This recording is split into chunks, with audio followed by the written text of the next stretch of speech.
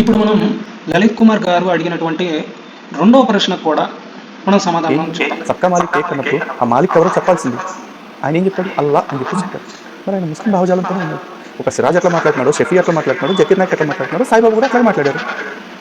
నేను ఆయన హిందూ దేవుడు అని ఎందుకు? ఆయన మసీదులో పెట్టుకుని దర్గాలో పెట్టుకుని పూజించుకుంటాము అంటే అది వాళ్ళ ఇష్టం, ముస్లింలది. చూశారు కదండి, ఆయన అంటున్నారు ఆయన అల్లా మాలిక్ అన్నారు, సబ్కా మాలిక్ అన్నారు, ఓకే మరి అల్లా మాలిక్ అన్నారు కదా అని చెప్పి అంటున్నారు. అసలు అల్లా మాలిక్ అంటే అర్థం ఏంటి? అల్లా అంటే అర్థం ఏంటి? అయితే మనం ఇందాక ఒక విషయాన్ని మర్చిపోయాం. ఇంతకుముందు వీడియో లలిత్ కుమార్ గారు ఇంకో మాట కూడా అన్నారు.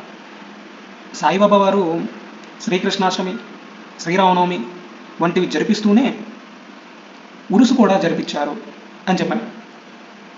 వీరికి బహుశా తెలియదో తెలుసో నాకు తెలియదు, ఇస్కాన్ వాళ్ళు ఇప్పటికీ క్రిస్మస్ సెలబ్రేషన్స్ చేస్తుంటారు. కాబట్టి ఇప్పుడు ఇస్కాన్ అనేది హిందువులదా క్రిస్టియన్స్దా? ఎందుకంటే వాళ్ళు క్రిస్మస్ కూడా చేస్తున్నారు కదా. ఇంకొకటి, కాంచీ మహాస్వామి వారు ఒకసారి ఒక గ్రామానికి వెళ్ళినప్పుడు వారి విజయయాత్రలో అక్కడ ఒక ముస్లిం తనకున్నటువంటి నేలని శివాలయ నిర్మాణానికి సమర్పిస్తాడు స్వామివారి మాటల మీద. ఆ సమర్పించిన తర్వాత స్వామివారు ఆ ముస్లింని ఇలా అడుగుతారు, ఏమయ్యా నువ్వు హజ్ యాత్ర చేసావా అని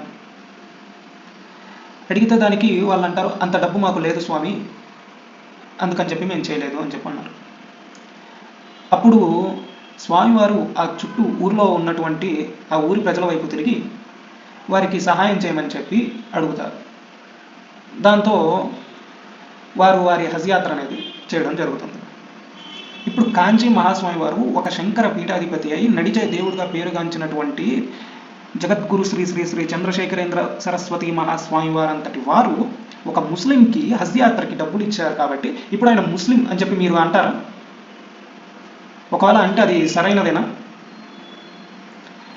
ఎప్పుడైతే అంతటా భగవంతుణ్ణి చూడగలుగుతారో అటువంటి వారికి వీరు ముస్లింలు, వీరు హిందువులు, వీరు క్రైస్తవులు అన్న భావన ఉండదు.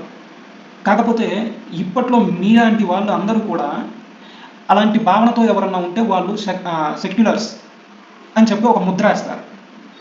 అంతేకాని వాస్తవానికి దగ్గరగా మాత్రం వెళ్ళే ప్రయత్నాలు చేయరు. చాలా బాగుందండి. సరే, ఇప్పుడు నెక్స్ట్ క్వశ్చన్ ఒక, మీరు అల్లా మాలిక్ అన్నారు, సబ్కా మాలిక్ ఏక్ అన్నారు, ఆ తర్వాత ఆ మాలిక్ అల్లా అన్నారు అని చెప్పి అంటున్నారు.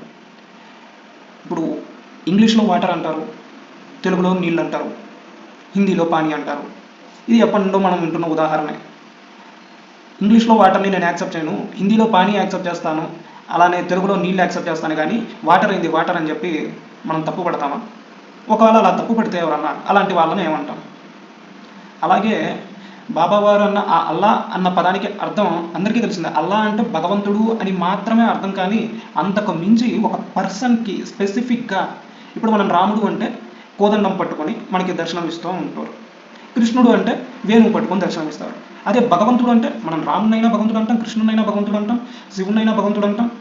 భగవాన్ అన్న శబ్దానికి వారు అన్ని రూపాలు మనకి దర్శనం ఇస్తారు. అదేవిధంగా అల్లా అనేది ఒక స్పెసిఫిక్ పర్సన్ నేమ్ కాదు, అది ఉర్దూలో వాళ్ళు భగవంతుడు అన్న నామానికి ఉర్దూలో వాళ్ళు వాడే పదం అల్లా. సరే, మేము దాన్ని యాక్సెప్ట్ చేయం, మేము ఒక స్పెసిఫిక్ పర్సన్గానే చూస్తాము అని అనే పని అయితే, అల్లా అనే పదానికి అసలు అర్థం ఏంటనేది మనం ఇప్పుడు చూద్దాం. అలాగే దాంట్లో ఇదేంటి పురి శంకరాచార్యుల వారు చెప్పినటువంటి సమాధానం ఒకసారి చూద్దాం. ఇప్పుడు అల్లా అన్న పదం అంటే అర్థం ఏంటో. लौकोमदी व्याकरण का ग्रंथ है, उसी को पढ़ें। अल्लाह शब्द संस्कृत का है, मातृ भगवती शक्ति के अर्थ में प्रयुक्त है। విన్నారు కదండి, అల్లా అనే శబ్దం సంస్కృతంలోనిది అని చెప్పి వాళ్ళు అంటున్నారు. దాని అర్థం ఏంటంటే మాత, తల్లి, భగవతి అని చెప్పి అర్థం అంట. సరే, ఇప్పుడు బ్రహ్మశ్రీ వద్దిపర్తి పద్మాకర్ గారు అల్లా అన్న శబ్దానికి అర్థం ఏం చెప్తున్నారో చూద్దాం. ఇంకొక గొప్ప రహస్యం, సూర్యుడు ఎర్రగా ఉన్నాడు కనుక అరుణ్.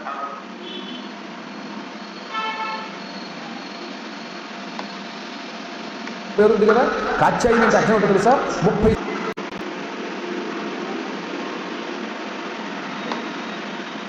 ఎంత నెగటివ్. కాబట్టి కాత్యాయని వ్రతం అందుకు చేసేవారు పూర్వం, మేము తొందరగా వైద్యం పడకుండా శాశ్వతంగా కళ్యాణం సౌభాగ్యంతో ఉండాలి అని. కాబట్టి అమ్మవారి ప్రసాదాన్ని వాళ్ళు అక్కడ పెడితే బొట్టుని మనం స్వీకరించవచ్చు, కానీ ముత్తైదువులు మాత్రం పెట్టకూడదు, వాళ్ళకి ముడిత బొట్టు, వీళ్ళు ముత్తైదువులకు అందించకూడదు. ఇంకొక గొప్ప ఇప్పుడు చెప్తున్నారు అల్లా అన్న పదానికి బ్రహ్మశ్రీ వద్దిపర్తి పద్మాకర్ గారు దాని అర్థం ఏంటి అనేది సంస్కృతంలో రోజు సాయంకాలం పూట అల్లాహ్ అని అరుస్తూ ఉంటారు చూసారా, సంధ్యావందనం సమయంలోనూ సాయంత్రం పొద్దుట మనం మన దేవతే అల్లా అనే శబ్దానికి ఆకారాంత స్త్రీలింగం. మీరు సంస్కృతం చదువుకున్న వాళ్ళు ఉన్నారు కదా, అందులో అల్లా అనే ఆకారాంత స్త్రీలింగ శబ్దానికి తల్లి అని అర్థం. అంతటా వ్యాపించి ఉన్న పరం. సో విన్నారు కదండి, అల్లా అన్న శబ్దానికి ఇప్పుడు అల్లా మాలిక్ అంటే అంతటా వ్యాపించి ఉన్న పరమాత్మ అని రెండో అర్థం. అందుకే అన్ని మతాలు ఒకటే, కర్మకాలు కొట్టుకు నచ్చిపోతున్నాం కానీ వాడు. విన్నారు కదా, అల్లా అన్న శబ్దానికి అర్థం అమ్మవారు, భగవతి, తల్లి అన్న అర్థాలు ఉన్నాయి.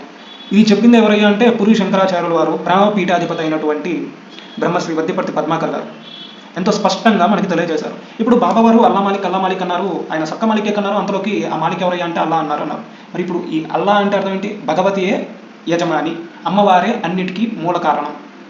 ఇది అల్లా మాలిక్ అంటే అర్థం. మరి ఇప్పుడు అల్లా మాలిక్ అనే దాన్ని నేను యాక్సెప్ట్ చేయను అని అనడం అంటే బాబావారు అన్నది తప్పు అని అనే పని అయితే, అమ్మవారే సర్వానికి యజమానురాలు అని అనే మాటని మనం తిరస్కరిస్తున్నాం అని, దాన్ని మేము యాక్సెప్ట్ చేయట్లేదు, అమ్మవారిని మేము యాక్సెప్ట్ చెయ్యం అని చెప్పడం. లేదా ఉర్దూలో అది ఉర్దూ పదం, మేము సంస్కృత పదం కాదు అంటారా? అప్పుడు భగవంతుడు అనేది అర్థం. సో భగవంతుడు అయినా భగవతి అయినా చివరిగా మనం అమ్మవారు లేదా అయ్యవారి వద్దకే వెళ్ళాలి. మనం భగవంతుని యాక్సెప్ట్ చెయ్యము అని అనే పని అయితే బాబావారు అన్న అల్లా మాలిక్ అన్న పదాన్ని మనం తప్పుగా తీసుకోవాల్సిందే. అదే యాక్సెప్ట్ చేసే పని అయితే మనం దాన్ని స్మరించాలి అని చెప్పి బాబావారు కూడా ఎప్పుడూ చెప్పలేదు. కాబట్టి అల్లా మాలిక్ అనే దాని అర్థం కూడా ఎంతో స్పష్టంగా మీకు చెప్పడం జరిగింది. ఇప్పటికన్నా ఒక విషయం గురించి మాట్లాడేటప్పుడు దానికి సంబంధించి ఎంతో కొంత అయినా రీసెర్చ్ చేసి ఆ తరువాత మనం మాట్లాడడం ఎంతో శ్రేష్టమని నా అభిప్రాయం. అలానే లలిత్ గారు కేవలం బ్రహ్మశ్రీ వద్దిపర్తి పద్మాకర్ గారు లేకపోతే పూరి శంకరాచార్యుల వారు చెప్పినటువంటి అర్థాలు మాత్రమే కాదండి, స్వయంగా మరలా భగవాన్ రమణ మహర్షుల వారు కూడా ఒకసారి తమ వద్దకు ఒక ముస్లిం వ్యక్తి వచ్చి అల్లాను ఎలా చూడడం అని చెప్పి అడిగినప్పుడు ఆయన చెప్పిన మాటలు వింటే మీకు అర్థమవుతుంది అల్లా అన్న శబ్దానికి భగవాన్ రమణుల వారు చెప్పినటువంటి అర్థం. ఎప్పుడూ చెడకుండా ఉండే సత్య పదార్థానికే అల్లా అని పేరు. ముందు నిన్ను నువ్వు తెలుసుకుంటే ఆ సత్యం గోచరిస్తుంది, అప్పుడు అల్లాను ఎలా చూడటం అనే ప్రశ్నే రాదు అని ఆ వ్యక్తికి చెప్పారు. అంటే ఇక్కడ భగవాన్ రమణుల వారు కూడా చెప్తుంది ఏంటి అంటే అల్లా అనే పదం భగవంతుణ్ణి సూచిస్తుంది అని, అంతేకాని ఒక స్పెసిఫిక్ పర్సన్కి అయితే కాదు. అలానే సాయిబాబా వారు కూడా అల్లా మాలిక్ అన్నది భగవంతుడే యజమాని అన్న అర్థంతో తప్పితే ఒక స్పెసిఫిక్ పర్సన్గా లేకపోతే ఫలానా వ్యక్తి మాత్రమే దేవుడు అని చెప్పి ఆయన చెప్పలేదు. భగవంతుడే యజమాని అని చెప్పి అన్నారు. అసలు మాలిక్ అంటే యజమాని, అల్లా అంటే దేవుడు, దేవుడే యజమాని. అలాగే ఇంకొకసారి చెప్తున్నాను, సాయిబాబా వారు ఎప్పుడూ కూడా ఎవరిని కూడా నువ్వు అల్లా అల్లా అల్లా అని చెప్పి స్మరించు అని చెప్పి ఎక్కడా కూడా ఆయన ప్రోత్సహించలేదు.